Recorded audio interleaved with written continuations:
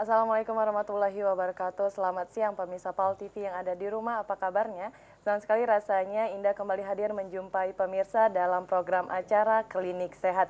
Dan seperti biasa di sini Indah tidak sendiri, tapi Indah langsung ditemani oleh dua narasumber kita yang berasal dari Dinas Kesehatan Kota Palembang, yaitu Bapak Sopandi dan Bapak Yamin. Halo, Assalamualaikum Bapak. Waalaikumsalam Mbak Indah. Apa kabarnya Bapak Sopandi? Alhamdulillah sehat. Sehat. Ya. Dengan kondisi Kota Palembang yang dengan kabut asapnya seperti ini ya, alhamdulillah tetap sehat ya. Sehat, Ya. Dengan Bapak Yamin seperti bagaimana ini? Alhamdulillah. Sehat Tetap juga. bisa melaksanakan aktivitas sehari-hari walaupun dan kabut asap. Iya, betul sekali.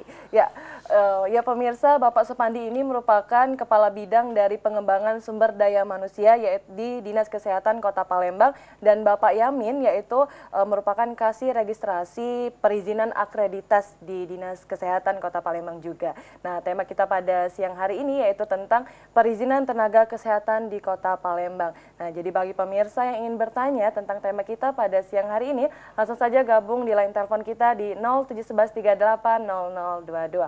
Langsung saja ini ya Pak ya. Kan tema kita hari ini tentang perizinan tenaga kesehatan di Kota Palembang. Nah, bagaimana dengan prosedur perizinan tenaga kesehatan di Kota Palembang itu sendiri Pak? Terima kasih Mbak Endah. Mungkin saya dengan Pak Yamin kebetulan secara teknis bagaimana perizinan tenaga kesehatan di Kota Palembang mungkin nanti akan menjelaskan. Tapi secara umum kita perizinan dikelola atau salah suatu badan atau suatu instansi namanya Kantor Pelayanan Perizinan Terpadu Kota Palembang. Nah, jadi semua perizinan di Kota Palembang ke sana gitu ya, ke KPPT, baru setelah itu diserahkan ke kita untuk pembinaan atau surveinya ke lapangan. Itu jadi seluruh tenaga kesehatan kalau mau izin lewat KPPT gitu ya. Itu sudah menjadi, ada peraturan daerahnya nomor 22 tahun 2011 tentang perizinan surat izin kerja dan surat izin praktek tenaga kesehatan. Oke. Terus tenaga, sebenarnya itu yang dimaksud dengan tenaga kesehatan itu yang seperti apa ya Bapak Yamin? Terima kasih. Jadi yang namanya tenaga kesehatan itu tentu yang berpendidikan di bidang kesehatan, bekerja di bidang kesehatan, kemudian juga mempunyai kualifikasi pendidikan tertentu. Di mana di Undang-Undang 36 tahun 2014 tentang tenaga kesehatan itu kualifikasi bagi dua, ada tenaga kesehatan, kemudian asisten tenaga kesehatan. Nah, tenaga kesehatan ini minimal itu berpendidikan diploma 3. Kemudian tenaga asisten kesehatan minimal berpendidikan SMK. Nah, sekarang kita tahu di Palembang banyak sekali SMK itu di bidang kesehatan, misalnya SMK bidang kefarmasian, kemudian SMK bidang perawatan gitu ya. Nah, ini merupakan keinginan pemerintah untuk membuka kesempatan selebar-lebarnya terhadap tenaga yang ingin bekerja di bidang kesehatan. Tetapi sekali lagi tenaga kesehatan itu yang diakui sebagai tenaga kesehatan adalah diploma 3, sedangkan SMK itu diakui di bawah itu, misalnya D2 juga itu diakui sebagai pembantu asisten tenaga kesehatan seperti itu. Jadi walaupun dia SMK, tamatan SMK ya, dia bukan tetap tenaga kesehatan. Bukan tenaga kesehatan, tapi Asisten tenaga asisten kesehatan. saja. Jadi harus di bawah supervisi atau pengawasan dari tenaga kesehatan itu sendiri. Oke, jadi dia dilarang untuk membuka praktek otomatis ya Pak ya. Ya. Kemudian kita berbicara tentang perizinan tenaga kerja kembali ini, tentang dasar hukum yang perlu diperhatikan nih untuk masyarakat yang ingin membuka perizinan tenaga kesehatan ini seperti apa ini Pak? Yang pertama emang sebagai dasar daripada perizinan ini kita ada undang-undang baru ya. Undang-undang baru nomor 36 tahun 2014 tentang tenaga kesehatan. Di undang-undang ini diatur gitu. Mulai dari ada 16 bab, ada 98 pasal. Jadi mulai dari definisinya, mulai bagaimana tanggung jawab pemerintah baik pusat atau daerah, pengelompokan tenaga kesehatan, bagaimana mendaftarnya, ada perizinan sampai ke sanksi-sanksinya itu ya. Di sana diatur oleh undang-undang tersebut. Cuma mungkin nanti secara rinci akan diatur lagi, ada peraturan Menteri Kesehatannya ada. Dan untuk operasional di Kota Palembang ini kita sudah mempunyai sudah ada payung hukumnya, yaitu peraturan daerah nomor 22 tahun 2011 atau perwalinya nomor 29 Mbak Yamin. 2011 juga. Mungkin itu saja untuk dasar untuk perizinan di Kota Palembang ya. Oke, jadi diatur oleh undang-undang itu tadi Betul, ya, ada Bapak, ya undang-undang dan peraturan daerah untuk Kota Palembang. Iya, ya. Ya pemirsa, kembali Indah mengundang pemirsa. Bagi pemirsa yang ingin bertanya, langsung saja gabung di line telepon kita di 0711380022 karena tema ini sangatlah penting sekali ini bagi pemirsa yang ingin membuka perizinan kesehatan setelah lulus dari D3 ya Pak ya, tentunya. Ya, kembali lagi nih kita bertanya tentang undang-undang. Tadi ada Undang-Undang Nomor 22 dan Undang-Undang Nomor 36. Nah, itu perbedaannya itu seperti apa Pak? Perbedaan dari undang-undang tersebut? Bukan undang-undang nomor 2, yang undang-undang nomor 36 Ya, tadi nomor ya. 36, nomor 22 Perda itu. Peraturan daerah, betul. Peraturan daerah. Jadi kalau di undang-undang ini secara payung hukum secara keseluruhan, jadi bahasanya secara umum saja gitu ya, tidak mendetil di sini. Misalnya tenaga kesehatan itu dikelompokkan menjadi 13 macam jenis tenaga kesehatan. Mulai tenaga medis ini mulai dokter gigi, dokter spesialis gigi gitu ya. Terus ada dokter fisiologi kesehatan. Yep. Ada tenaga apoteker, perawat, dan tenaga gizi, ada kesehatan lingkungan, kesehatan masyarakat, dan lain-lain. Ada 13 macam tenaga kesehatan. Juga ada diakui juga tenaga kesehatan tentang pengobat tradisional di sini. Diatur juga ya. Tapi memang aturannya nanti ada peraturan secara khusus. Itu untuk secara ini undang-undangnya, betul. Nah, untuk operasional di lapangannya bagaimana sistem pendaftarannya, bagaimana izinnya itu diatur di peraturan daerah tadi nomor 22 yang gitu ya. Perda nomor 22 itu tadi. Iya, mungkin nanti Pak Yamin bagaimana proses mulai dia tamat sekolah ya. Kan kita begitu pendidikan di kesehatan ya. Kita ada ujian kompetensi namanya. Ujian kompetensi seluruh disiplin ilmu kesehatan ada ujian kompetensinya. Begitu tamat kompetensi ini dilaksanakan oleh pendidikan tinggi dengan organisasi profesi. Setelah itu ada dia ujian lagi untuk mendapatkan STR, surat tanda registrasi. Ini diatur oleh Konsil Tenaga Kesehatan. Jadi semua tenaga kesehatan ada konsil-konsilnya, ada perwakilannya di pusat gitu kan. Jadi dia yang mengatur apakah dia berhak untuk bisa praktek mandiri di lapangan itu. Nah, setelah itu mendapat itu sebagai dasar utamanya mendapat STR itu. Baru ada persyaratan-persyaratan lainnya di daerah gitu ya. Mungkin kalau sudah termasuk di dalam Perda itu lewat KPPT, cuma kalau masih tenaga yang baru ada undang-undang yang baru lagi yang belum masuk di Perda, itu cukup dari Dinas Kesehatan. Semua terdaftar misalnya untuk tenaga pengobat tradisional dan tukang gigi Pak Yamin ya. Itu karena baru itu Belum cukup dengan daftar di Dinas Kesehatan saja, tidak pakai KPPT itu. Gitu, Maina. Ya, pemirsa ternyata untuk mengurus surat perizinan itu cukup banyak ya Pak ya yang harus dilalui ya Pak ya, karena tidak main-main ini kan berhubungan dengan kesehatan orang kan. Kita akan kembali membahas tentang tema kita pada siang hari ini, tapi setelah jeda pariwara berikut, jadi jangan kemana-mana, tetap di Klinik Sehat.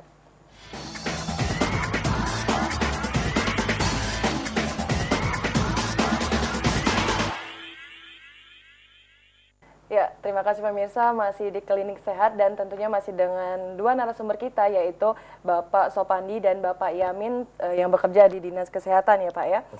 Tema kita pada siang hari ini yaitu tentang perizinan tenaga kesehatan di Kota Palembang. Nah, tadi kita telah membahas tentang Perda nomor 22 dan Undang-Undang nomor 36 ya Pak ya. Nah, itu tadi kan ada yang namanya perizinan untuk dokter gigi, bidan dan segala macamnya itu ya Pak ya, tentang tenaga kesehatan. Nah, itu kita kan tahu bahwasanya di Kota Palembang ini kan banyak nih dokter gigi, kemudian bidan. Itu sampai sekarang jumlahnya berapa ya Pak di Kota Palembang ini? Yang dibina oleh Dinas Kesehatan ini ada, kalau yang PNS-nya saja ya. Yang PNS seperti ketahui bahwa Dinas Kesehatan hanya membina kantor Dinas Kesehatan dengan puskesmas, 39 puskesmas dan 70 puskesmas pembantu.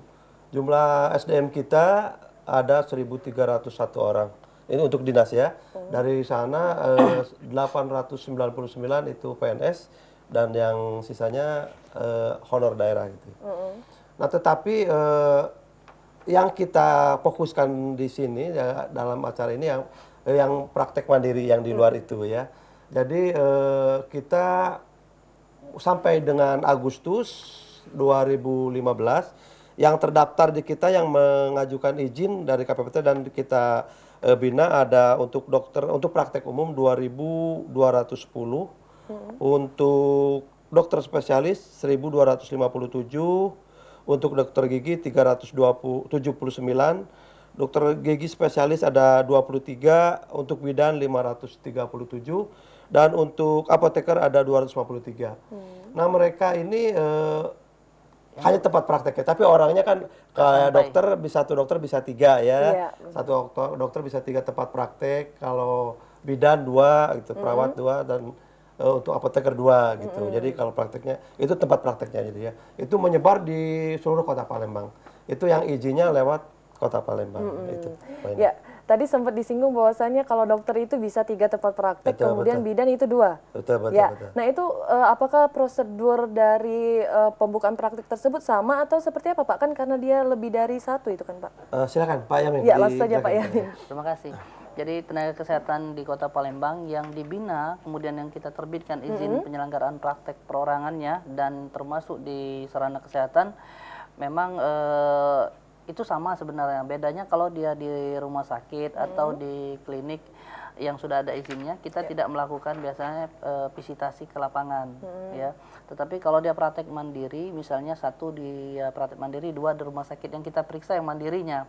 Karena yang kita periksa ini bukan yang kita periksa kompetensi dokternya, karena kompetensi dokter itu sudah wewenang daripada Konsil Kedokteran Indonesia, yaitu dengan adanya STR, sudah tanda registrasi sebagai dokter maupun dokter gigi. Tetapi Dinas Kesehatan ini melakukan pembinaan pengawasan terhadap sarananya, tempat prakteknya layak atau tidak secara lingkungannya, kemudian peralatan yang dipakai, kemudian juga ruang misalnya limbahnya seperti apa, kerjasama dengan rumah sakit mana, pembuangan limbah. Kita mau Palembang ini kita tahu sudah menjadi kota internasional, kemudian juga sudah mendapat Adipura Kencana gitu ya. Kalau limbah misalnya jarum suntik dibuang sembarangan, itu sangat mempengaruhi penilaian kita terhadap kota internasional dan sudah menjadi mendapatkan Adipura Kencana tadi. Dan ini tugas kita di Dinas Kesehatan, Bapak Kepala Dinas kami juga selalu wanti-wanti untuk mengawal ini, membantu pemerintah daerah untuk menjaga agar jangan sampai karena adanya limbah oleh dokter maupun tenaga kesehatan lain, bidan membuang limbah sembarangan di jalan, sehingga mengurangi penilaian kita sebagai kota yang bersih sekarang ya, yang sangat baik, yang kita siap untuk melaksanakan SEA Games juga gitu.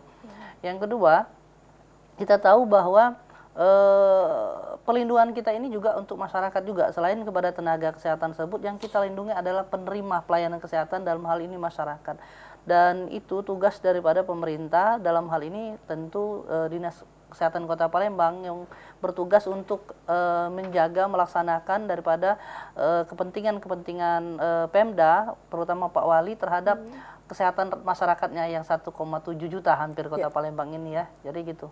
Itu yang merupakan tugas kita sehari-hari. Ya, jadi cukup berat ya, ya Mas. Kalau izin dari 2000-an itu sebenarnya untuk tidak sampai 2000-an dokter, tapi karena 3 jadi sekitar 700 mungkin begitu. Oke, ya. jadi 1 dokter 3 itu dihitung betul. ya. Betul. Dia buat 3 kali gitu kan. Dan jangan lupa, dan itu kita memang kita di Kota Palembang sesuai dengan Undang-Undang Pajak dan Retribusi Daerah itu tidak dikenakan biaya karena kita kesehatan ini merupakan aset sebenarnya, bukan untuk PAD.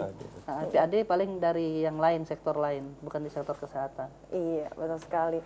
Ternyata tugas dari Dinas Kesehatan ini cukuplah sulit untuk mempertahankan yang namanya tadi Piala Adipura ya Pak ya, terus kemajuan dari Kota Palembang tentunya ya.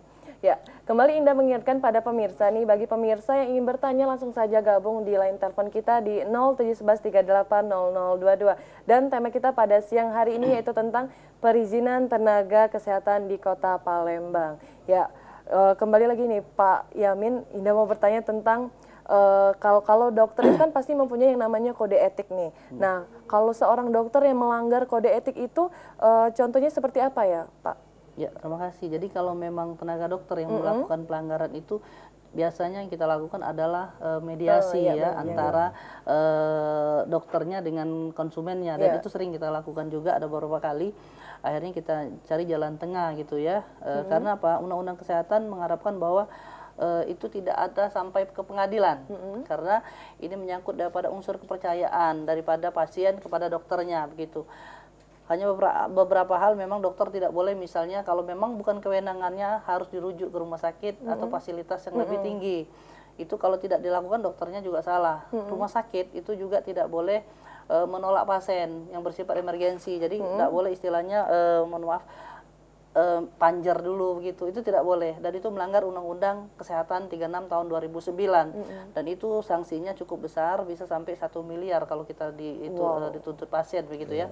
Tetapi sekali lagi kita tidak berharap seperti itu juga, misalnya dokter ngirim pasien ke fasilitas itu menerima honor misal, itu tidak boleh. Itu melanggar kode etik kedokteran ya. Karena apa? Kesehatan kita di Indonesia ini berjenjang. Jadi dari pelayanan dasar kemudian meningkat ke rumah sakit tipe D, tipe C, B, A, dan juga rumah sakit kita di Palembang cukup lengkap. Karena RSMH itu rumah sakit merupakan rumah sakit jejaring, kemudian rumah sakit gugusan Sumbaksel, jadi membawa Sumbaksel ya, rumah sakit tipe A yang terbesar dari provinsi-provinsi di Sumatera yang lainnya gitu ya, terutama untuk tingkat Sumbaksel itu. Jadi kita berharap bahwa dengan fasilitas yang ada ini tentu penyebaran daripada tenaga kesehatan itu juga kita harapkan juga hampir seluruh rumah sakit itu ada gitu dokter-dokter kita. Itu yang kita usahakan, jangan sampai nanti dokter-dokter spesialis ini menumpuk di satu rumah sakit. Kita ingin menyebar, jadi pelayanan kesehatan ini tidak hanya di satu rumah sakit, tetapi sesuai dengan lokasi dia tinggal. Kita ingin itu lebih efektif dan efisien. Kita dorong ya. Ada beberapa rumah sakit itu sekarang sudah hampir berdiri ya. Ada rumah sakit nanti ada di kilometer 7, rumah sakit juga sekarang sudah izin mendirikan, tinggal izin operasional. Rumah sakit umum juga cukup banyak. Di rumah sakit di Palembang hampir 30-an. Oke. Nah, jadi memang itu disebar rata ya, Pak ya. Jangan cuma sekedar satu rumah sakit saja, nanti yang sehatnya juga sebagian jadinya yang mendapatkan perawatan dari dokter tersebut. Dan katanya Pak Pandi, kapan kita juga mau buat apa? Rumah sakit Pratama. Mungkin tahun depan sudah dibangun lagi. Kita akan buat satu rumah sakit Pratama di Gandus. Di Gandus karena ke salah satu kecamatan Gandus ini agak jauh ke tempat pelayanan kesehatan yang rujukan ya. Insya Allah tahun depan itu sudah ACC sudah disetujui oleh Bapak Wali Kota, oleh DPR juga. Siap dibangun tahun depan itu di Gandus. Nah, jadi untuk masyarakat Gandus nih diingatkan bahwasannya nanti akan dibuka yang namanya Rumah Sakit Pratama ya, Pak ya. Betul. Ya, jadi tidak perlu capek-capek lagi untuk pergi ke kota, kan cukup jauh untuk berobatnya ya, Pak ya, karena di situ sudah ada.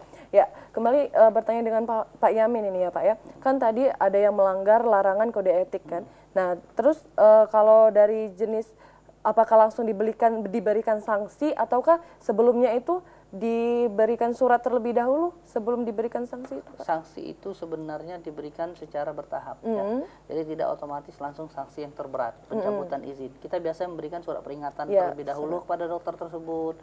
Kemudian kita memberikan surat juga tembusan kepada organisasi profesinya, sehingga dia membina anggotanya ini agar tidak lagi terulang kesalahan yang sama. Kita harap seperti itu. Karena kita tahu betul bahwa dokter ini kadang-kadang juga karena kebutuhan juga itu mereka 3 tempat praktek, kadang ada yang lebih dengan surat tugas sebenarnya. Tetapi kita melihat bahwa kemampuan dokter itu, kita ingin juga bahwa dokter ini dalam melaksanakan pelayanan kesehatan kepada pasiennya itu adalah kepentingan pasien utama. Jadi kesehatan dokternya juga. Jadi kalau dokternya sampai misalnya 5-6 tempat pasien juga nggak ada waktu istirahat gitu ya. Kemudian yang kalau itu sampai terjadi tentu juga terhadap pasiennya tidak maksimal pelayanannya karena dokternya sudah kecapean gitu ya. Nah, jadi pemerintah dengan Undang-Undang 36 tahun 2004, Undang-Undang 29 tahun 2004 tentang praktek kedokteran itu juga diperbaharui dengan Undang-Undang 36 tahun 2014 tentang tenaga kesehatan. Ingin dokter ini dapat membagi waktunya begitu ya.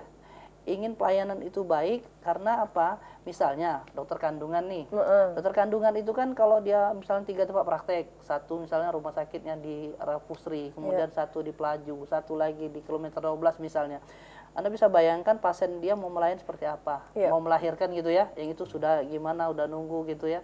Nah, kita mau dengan aturan ini dokter bisa mengatur waktunya dengan baik gitu ya, karena sayang gitu ya.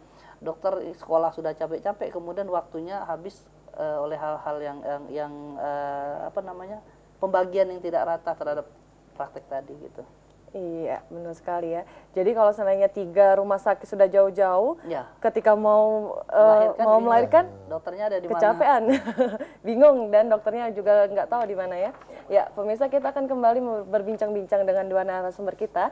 Nah, tapi setelah jeda pariwara berikut, jadi jangan kemana-mana, tetap di Klinik Sehat.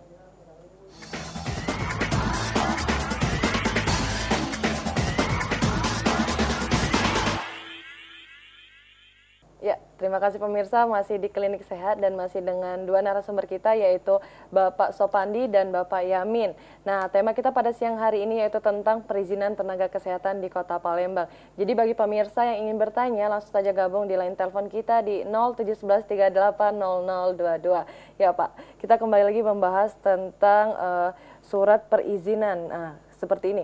Kalau seandainya nih Pak ya, saya ini baru lulus atau tamat dari sekolah keperawatan contohnya. Nah, apakah itu saya langsung bisa praktik atau seperti apa Pak? Harus melalui jalur apa dulu itu Pak? Terima kasih Mbak Indah. Jadi ada prosedur kita, ada peraturan kita, malah di undang-undang yang baru ini sudah secara jelas dimuat di sana bahwa setiap tenaga kesehatan atau yang begitu tamat ya, itu harus ada ujian kompetensi dulu. Dia baru setelah kalau lulus itu dapat surat tanda registrasi. Itu diadakan oleh konsil tenaga kesehatan tersebut. Begitu kalau dokter konsil kedokteran, kalau perawat ada konsilnya gitu ya. Nah, surat ini berlaku 5 tahun. Seandainya tadi misalnya Mbak Indah perawat itu ya, berani langsung begitu tamat langsung buka praktik, itu kena sanksi itu. Sanksinya sampai 100 juta atau hukuman itu ya. Jadi ada sanksinya di undang-undang baru itu. Jadi kalau tidak ada STR atau tidak ada surat izin praktek, itu kena sanksi ya. Jadi itu kena denda. Makanya di kesehatan di kita sistem yang kita laksanakan setiap kan di masa pendidikan ini ada praktek ya, praktek kerja lapangan mereka. Sebelum praktek ke puskesmas, seluruh siswa itu dikasih pembekalan dulu di dinas. Mungkin ada sehari atau 2 hari gitu ya. Dikenalkan peraturan-peraturan yang harus dia ketahui tentang kesehatan. Jadi bagaimana kalau sudah tamat, apa proses-prosesnya gitu ya. Jadi ini tujuannya itu tadi. Jadi jangan sampai mereka salah nantinya gitu. Itu prosedur-prosedur itu. Juga yang sudah selesai pembinaan juga. Begitu tamat juga sama juga gitu. Begitu tamat udah langsung. Jadi harus punya STR dulu. Jadi kalau belum ada STR ya belum boleh gitu ya memberikan pelayanan mandiri. Nah, sudah dapat STR juga harus izin juga gitu. Datang ke PPT, ke KPPT ya. Baru nanti ada surat izin prakteknya. Itu yang lebih utama lagi, surat izin praktek mandirinya. Iya. Gitu. Jadi tidak sembarangan ya Pak betul, ya. Betul. Jangan nanti salah-salah sudah tamat langsung buka praktek, itu ya, bakalan kena sanksi. Praktek liar namanya itu. Iya, bisa ditangkap oleh Pak Yamin, PPNS-nya gitu ya. Oke, berarti Pak Yamin tukang tangkap ini. Iya, betul. Dengan Pamong Raja dan lain-lain. Iya, terus kembali lagi nih sama Pak Yamin ya Pak. Ya kan kita tahu bahwasannya sekarang nih di jalan-jalan ini banyak iklan. Kemudian ada juga iklan publikasi tentang kesehatan. Kemudian penawaran tentang kesehatan lah. Nah ini bagaimana ini Pak? Apakah itu ada peraturannya atau surat perizinannya atau seperti apa Pak? Ya, terima kasih. Jadi memang pemerintah ini dalam regulasinya ada yang diberikan izin, ada tenaga kesehatan diberikan sanksi, ada yang kita tutup bahkan gitu ya, ada yang surat peringatan sesuai dengan tingkat kesalahannya. Nah, di dalam Peraturan Menteri Kesehatan Nomor 1787 Tahun 2010 tentang iklan dan publikasi pelayanan kesehatan itu juga ada batasan-batasannya. Jadi iklan itu tidak boleh berlebihan. Misalnya juga promosi di rumah sakit yang tidak berizin atau tenaga kesehatan yang melakukan publikasi maupun juga iklan baik di media cetak maupun media elektronik termasuk di PAL TV gitu ya.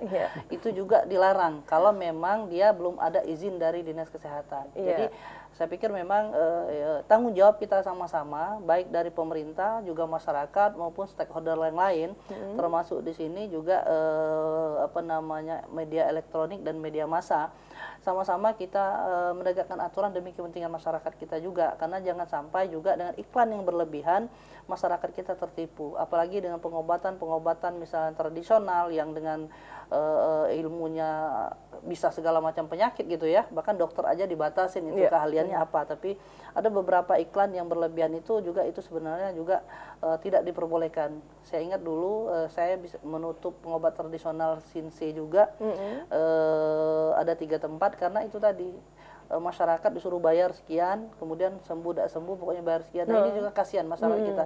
Sudah susah, kemudian suruh bayar lagi, sembuh juga belum tentu. Jadi sekali lagi masyarakat juga kita himbau agar mereka juga tahu dan sadar bahwa orang yang memberikan iklan secara berlebihan itu sebenarnya juga belum pasti juga bisa sembuh, gitu ya.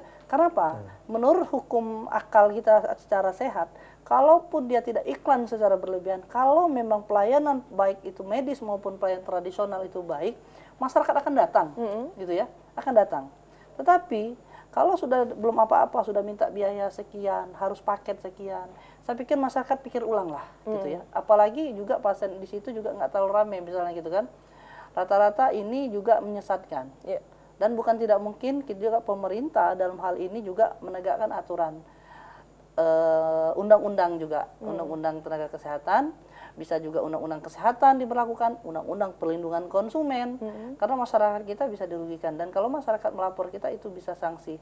Sanksi ini bisa sanksi di undang-undang itu juga sanksi perdata maupun tidak tertutup kemungkinan juga sanksi pidana, penipuan gitu ya. Gitu. Ya, tadi sempat dibilang tentang pengobatan tradisional nih ya Pak ya. Itu untuk izin pembukaan praktiknya itu apakah sama dengan dokter atau dengan bidan atau berbeda itu Pak izin pembukaannya? Pengobatan tradisional ini di dalam Peraturan Menteri Kesehatan 1076 tahun 2003 tentang pengobatan tradisional, bahkan pelayanan tradisional ada Permenkes yang terbaru juga. Nah, itu mereka wajib memang mendaftar di Dinas Kesehatan. Ada 2 izin. Kalau memang izin pengobatan tradisional tersebut belum terbukti sembuhnya gitu ya, hanya terdaftar di Dinas Kesehatan. Jadi namanya STPT, surat tanda terdaftar pengobat tradisional. Nah, ini hanya terdaftar. Orang yang mempunyai keahlian ini, karena pengobat tradisional tidak bisa diukur, karena dia kadang-kadang nggak ada ijazahnya gitu ya, nggak ada kursusnya, tapi itu ada yang kursus, ada yang turun-temurun. Kalau ramuan itu biasanya mereka belajar, tapi kalau keterampilan itu kadang-kadang ada yang juga belajar, ada yang kena keturunan begitu ya. Nah, di Dinas Kesehatan ada yang kedua lagi namanya SIPT, surat izin praktek pengobat tradisional. Nah, yang ini yang tadi terdaftar ini izin praktek. Nah, ini biasanya sudah terbukti secara ilmiah bahwa memang bisa disembuhkan, bisa dibuktikan gitu ya. Tetapi sekali lagi salah satunya adalah rekomendasi. Kalau dia berupa keterampilan biasanya rekomendasi dari Kejaksaan Negeri. Kalau dia berupa pendekatan keagamaan, maka rekomendasi dari MUI. Bukan MUI, Departemen Agama. Gitu ya. Pak, ya. Yang kita lihat itu tempatnya. Kalau sudah izin dari Dinas Kesehatan itu masyarakat lebih tenang lah gitu ya. Kita lihat bagaimana proses pengobatannya, seperti apa alatnya dipakai apa. Jangan lupa tenaga kesehatan tenaga tradisional itu tidak diperkenankan menggunakan alat tenaga kesehatan, misalnya tensi, pemeriksaan gula darah. Itu pengobat tradisional tidak boleh, dan itu kalau ditemukan maka itu termasuk pelanggaran undang-undang. Ya, jadi yang namanya tradisional bukan alat medis. Alat medis itu ya tensi, kemudian juga ada stetoskop, kemudian ada ukur gula darah dan seterusnya, kolesterol itu juga tidak boleh. Jadi memang nggak tradisional lagi berarti. Kecuali di dalam itu juga dia ada namanya pengobatan komplementer. Jadi kerjasama antara pengobat tradisional dengan dokter misalnya gitu, atau ada perawat yang bisa nensi di situ, itu beda. Karena sekali lagi yang berhak menggunakan alat kesehatan adalah tenaga kesehatan. Itu perintah undang-undang. Jadi kalau yang tradisional harus tetap dengan tradisionalnya. Kalau orang yang komplementer tadi boleh gabung ya. Ya, kemudian ini Pak, kan kita tahu nih kalau masyarakat kita ini kan mungkin ada yang belum tahu ini ciri-ciri ciri-ciri tempat praktek itu, apakah dia mempunyai izin praktek ataukah tidak. Nah, itu bagaimana ini Pak biar ciri-cirinya itu Pak? Ada 2. Pertama, biasanya di plang nama itu ada nomor izinnya, SIP nomor, KPPT nomor sekian-sekian tahun 2015 atau 2013. Itu satu. Yang kedua, kita minta kepada tenaga kesehatan yang mempunyai izin itu ditempelkan di dinding fotokopinya minimal ditempel ini di bingkai. Oke. Sehingga pasiennya di ruang tunggu itu bisa lihat dokternya benar nggak gitu ya. Karena dokter juga dibatasi. Jadi dokter misalnya dokter spesialis penyakit dalam praktek tidak boleh digantikan oleh residen penyakit dalam. Ini pelanggaran. Kompetensinya beda. Kompetensi residen itu kan masih dokter umum, Iya. masih sekolah lah gitu ya, ngambil spesialis penyakit dalam. Itu tidak diperkenankan. Nah, supaya kompetensinya sama. Jadi kalau dokter penyakit dalamnya misalnya tidak praktek di situ lagi keluar kota atau apa diganti oleh juga yang sama dokter penyakit dalam atau dokter kandungan seperti itu. Bukan atau apa namanya lebih dari situ nggak apa-apa, tidak boleh kurang lah gitu ya kompetensinya. Jadi kemampuannya yang diakui melalui surat tanda registrasi dia tadi. Oke. Kemudian untuk mendapatkan surat tanda registrasi itu caranya bagaimana itu Pak untuk seorang bidan atau dokter-dokter membuka praktek tersebut? Pertama dia tamat dari sekolahnya itu biasanya kalau baru-baru itu diurus melalui sekolah. Oke. Kalau sudah 5 tahun ke depan perpanjangan biasanya melalui organisasi profesi. Nah selama 50 tahun kalau dokter itu harus punya selama 5 tahun harus punya 30 SKP. Oke. SKP itu sejenis sertifikat begitu ya, sebanyak 30 SKP. Kalau tenaga kesehatan medis, para medis, bidan, perawat itu 25 SKP selama 5 tahun. Jadi kalau dia ikut seminar nih, ikut seminar ada 2 SKP, pengabdian kepada masyarakat, ada 1 SKP, itu dikumpul 25. Kemudian pelayanan kalau dia di puskesmas, juga ada hitungannya melayani pasien berapa. Itu diakui oleh organisasi profesi, kemudian diteruskan ke pusat, ke Majelis Tenaga Kesehatan Indonesia MTKI, karena sekarang Undang-Undang 36 ini belum ada Permenkesnya. Jadi yang kita jalankan masih undang-undang yang sebelum itu ya, peraturan sebelum itu Permenkesnya. Jadi MTKI ini bertanggung jawab kepada Presiden melalui Menteri Kesehatan. Nah itu, jadi urusannya nanti ke Jakarta. Dari Jakarta keluarlah STR tadi, baru bisa. Jadi daftarnya ke MTKP, yaitu di Dinas Kesehatan Provinsi Sumatera Selatan dalam hal ini gitu ya. Kalau lulusan daripada Sumsel. Oke, kita akan kembali berbincang-bincang ini dengan dua narasumber kita, tapi setelah jeda pariwara berikut. Jadi pemirsa jangan kemana-mana, tetap di Klinik Sehat.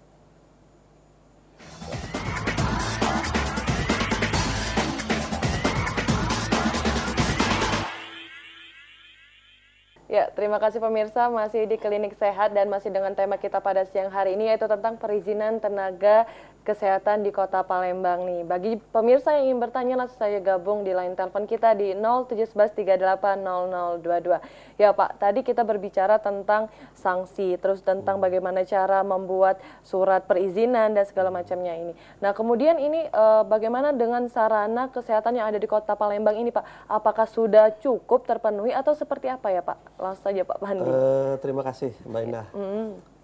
Standar dari Peraturan Menteri Kesehatan untuk kita mempunyai puskesmas ada 39 ya. Puskesmas pembantu ada 70. Emang standar dari Kemenkes bahwa satu puskesmas itu melayani 30.000. 30 standarnya itu ya. Nah, jadi kalau penduduk kita kurang lebih 1.500.000 berarti harus ada 50 minimal gitu ya. Kita baru 39. Memang dari sarana kita belum mungkin secara bertahap untuk memenuhi tersebut. Cuma dari segi kualitas kita terus gitu ya. Karena tanggung jawab kesehatan ini bukan hanya tanggung jawab pemerintah, tetapi tanggung jawab semua. Jadi swasta dan pemerintah sama-sama. Sesuai dengan misi kita bahwa kemitraan yang diutamakan ya. Jadi kesehatan itu bukan tanggung jawab pemerintah, kita bermitra dengan swasta, dengan klinik-klinik swasta dan lain-lain. Nah dari 39 puskesmas yang ada, kita terus tingkatkan kualitasnya. Jadi sampai sekarang ada 6 di antaranya sudah mendapat sertifikat ISO ya, sudah diakui secara internasional. Dan juga dikembangkan lagi tahun 2015 ini ada 5 lagi. Jadi ada 5 lagi yang mau mendapat sertifikat ISO, yaitu Puskesmas Kertapati, Puskesmas Pelaju, Puskesmas Padang Selasa, Sabokingking, Sukarame. Itu tahun ini insya Allah akan diaudit eksternal, ada tim dari NQA yang akan mengaudit itu. Nah itu untuk segi pelayanannya. Jadi kita mengutamakan pelayanan. Jadi pelayanan semuanya ada prosedurnya, ada SOP-nya gitu ya.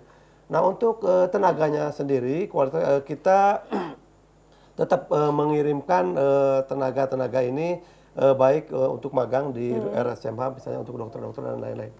Kita untuk kualitas, Mbak, dari 39% kita mempunyai ada 8 dokter spesialis di kota, mungkin di kota Palembang. Ada spesialis penyakit dalam, kandungan, penyakit anak, dan lain-lainnya. Ada 8. Ini secara merata digilir ke beberapa puskesmas gitu ya.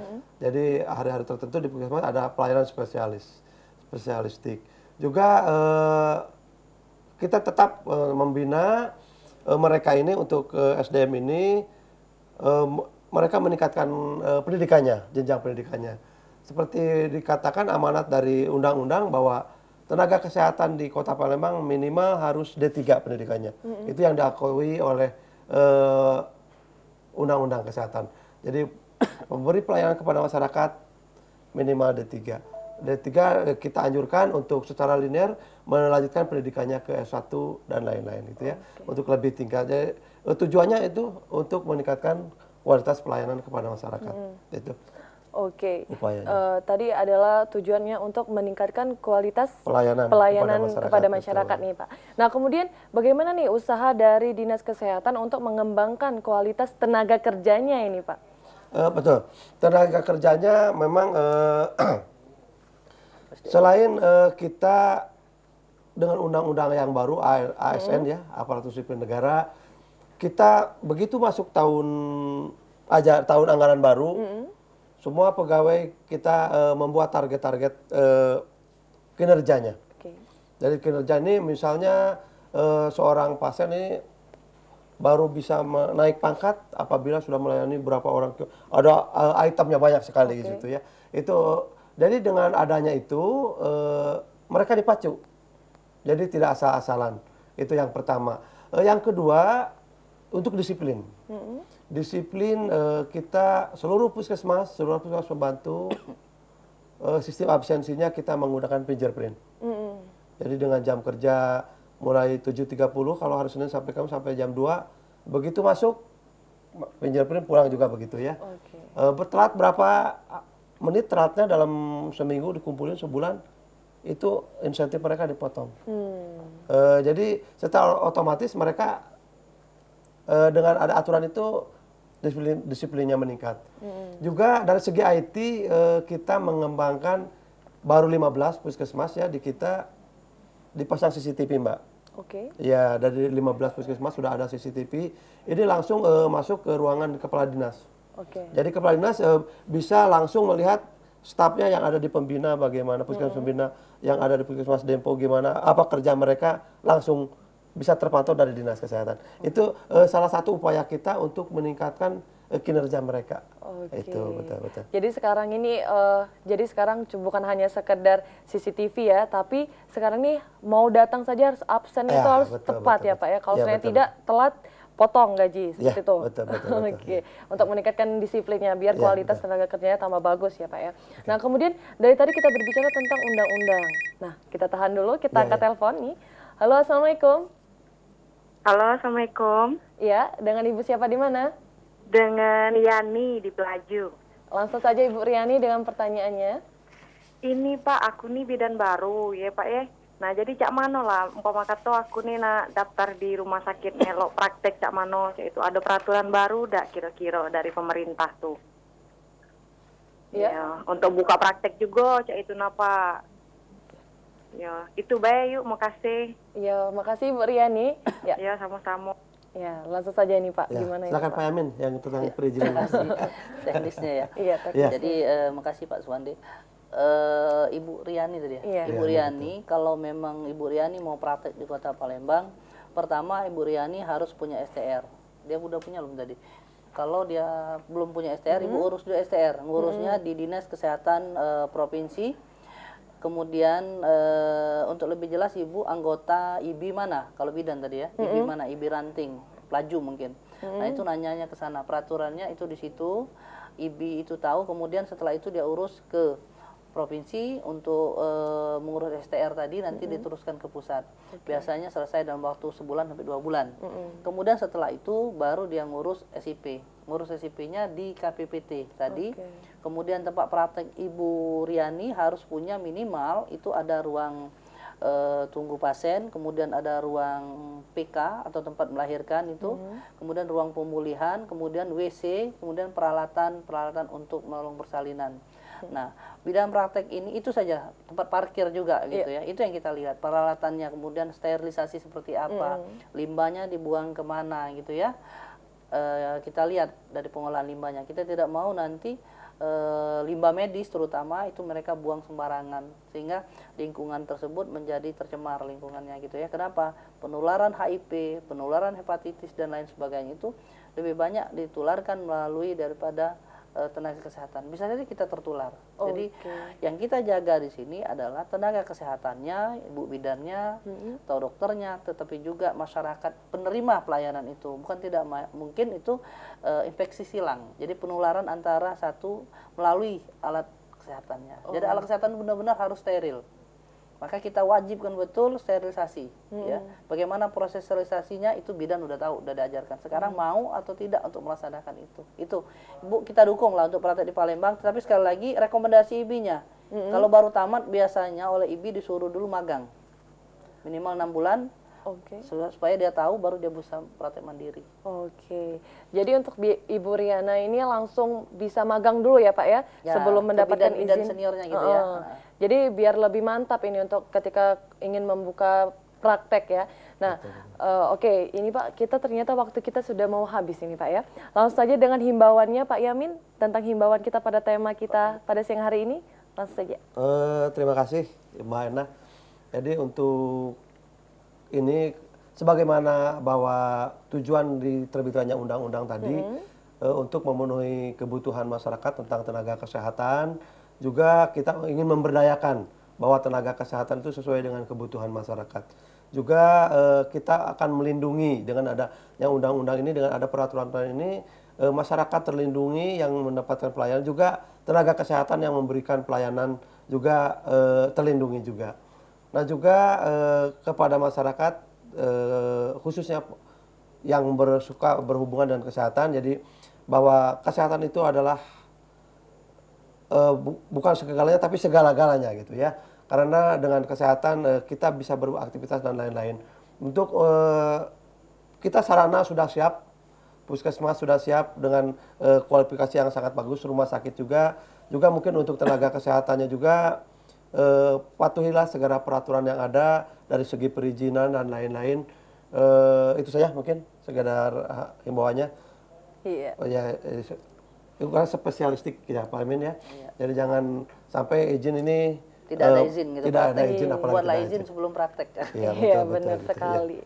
Ya, dikutip dari kata Pak Yamin tadi, buatlah izin sebelum praktek ya, agar nanti orang yang ingin berobat itu selamat juga ya Pak ya. Aman. Tentunya aman pastinya. Ya, terima kasih untuk Bapak Sopandi dan Bapak Yamin atas informasinya pada siang hari ini. Ya, semoga saja bisa bermanfaat untuk pemirsa yang ada di rumah semuanya. Nah, jadi jangan jadi pemirsa, kita akan kembali lagi nih minggu depan tapi ya. Jadi jangan lupa untuk terus saksikan Klinik Sehat setiap hari Rabunya pukul 2 waktu Indonesia Barat hanya di PAL TV, memang punya kita. Jadi wassalamualaikum warahmatullahi wabarakatuh. Waalaikumsalam warahmatullahi wabarakatuh.